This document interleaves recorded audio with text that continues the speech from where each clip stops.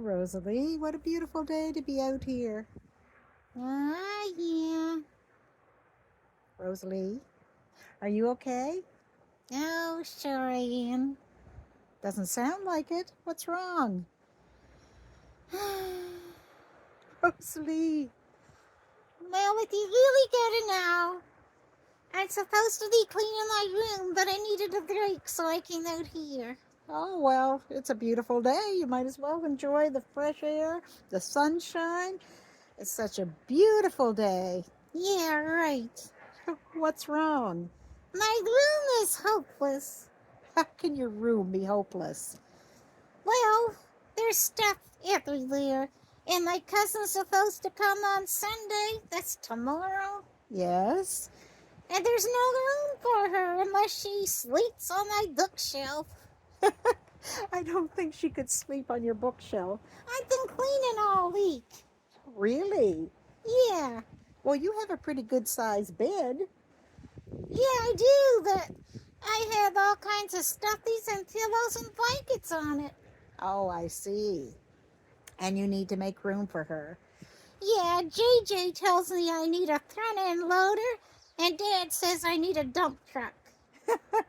You mean to get rid of all the mess? Yeah, but I've been working at it and it's hopeless. I'm so discouraged. Oh, Rosalie. I don't think I'll ever get it done. Well, sometimes we need a little bit of help. You're telling me? It's hopeless. I'm desperate. What can I do? Well, you know what? In our story today, there were some people that were hopeless. They were desperate. There was nothing they could do to fix their situation. Really? Yes. Actually, in the book of Mark, the Bible tells us that Jesus had just come to the shore. He was on the beach, and crowds gathered around him. They always loved to go wherever he was because they knew he was a great teacher. He talked about God and heaven, and he healed people of their sicknesses. And while he was surrounded by a crowd, along came a man whose name was Jairus.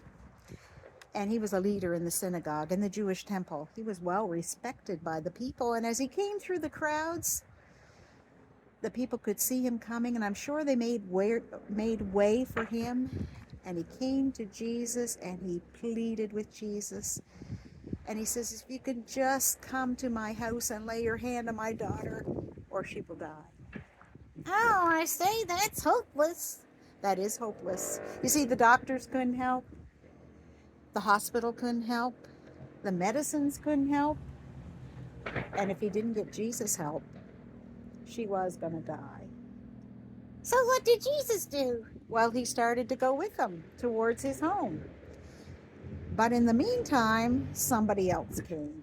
Well, who? Another person who was desperate. This person had been sick for 12 years with a disease that was incurable. Do you know what that means? Yeah, there's nothing you can do to make yourself better. That's right. In fact, the Bible says she had spent all her living, all her money on trying to get help from doctors and medicines, and nothing helped. She was desperate. She had a bleeding disease, and because of that, she was unclean. That means she wasn't supposed to be around other people. They thought she was unclean. They might get sick from her or dirty from her. And so she was kind of an outcast in society. It was a pretty desperate situation. And the more money she spent on trying to get help, the sicker she became. Oh, I guess that's pretty hopeless. It was hopeless, except for Jesus. She had heard that he could make sick people well. And she knew that the crowds wouldn't let her through, but she thought, if only I can reach the hem of his garment, if I can just touch his clothes, I'll be healed. And so what did she do? That's what she did. She reached out and she touched through the crowd. She touched the hem of his cloak or his coat, what he was wearing. And all of a sudden, Jesus stopped. See, the woman knew at once something had happened. She felt that she was well. Really? Yes, But but Jesus didn't say anything to her. He didn't touch her. that's right. He didn't. But he stopped and he said to everybody around him, who touched my clothes? And his friends laughed and said, Jesus, you have people all around you. Crowds are surrounding you, and you ask who touched me? But Jesus knew that someone had touched him. He could feel the healing go out of him, and he knew exactly who it was. Well, of course he did, because he's God. So why did he ask? He asked because he wanted this woman to let everybody know what God had done for her. And she came forward in the crowds, and she bowed down before him, and she told him her story. In other words, how she had been so sick, how no one could help her, and how in a moment of faith she reached out and she touched the hem of his garment, and she felt she was made well. And he said, daughter, you are healed. Go in peace. Oh, wow. You mean she doesn't have the disease anymore? That's right. Jesus had healed her. But before he had finished speaking, the Bible says, some people arrived from Jairus' house with a message, and it was not good news. Uh-oh. They told him that his daughter had already died. Don't bother disturbing the master. In other words, Jesus can't help. She's dead. Oh, no. If only that woman hadn't come, then it would have been okay. Well, that's what it seemed like, but Jesus looked at Jairus and he said, don't be afraid. Just have faith.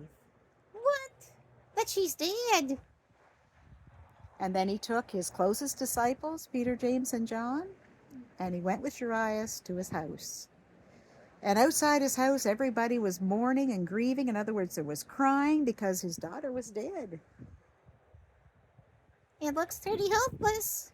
And Jesus put everybody outside the house, even the mourners, those that were grieving and weeping and sorrowing inside the house. He put everybody out except for her mother and her father.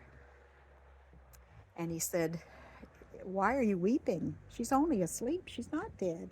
But was she dead? She was dead. But Jesus had a plan to bring her back to life. What? That's not possible. Well, with God, all things are possible. So after he had put everybody outside, he went over to the little girl. He took her dead hand in his hand, and he said, little girl, rise up. And did she? She did. She rose. She got up from her bed. She opened her eyes. She was alive. Oh, wow. That's amazing. That's not a hopeless story. It's not a hopeless story. That's right. And you know, so often we lose hope, but we have a God who is the God of the impossible. When all hope fails, we have him. He is our hope. You know, Psalm 62, verse 5 and 6, it says, for God alone, O my soul, wait in silence, for my hope is from him. He only is my rock and my salvation, my fortress, and I shall not be shaken. In other words, no matter what happens in life, it doesn't matter what happens. To Jairus, to this woman who had been sick for 12 years, it didn't matter what had happened. Jesus was their hope. You know, boys and girls, moms and dads, Jesus is our hope, the only hope we have in this world. With sin and sickness and pain and discouragement, we only have to turn to him. He's our salvation.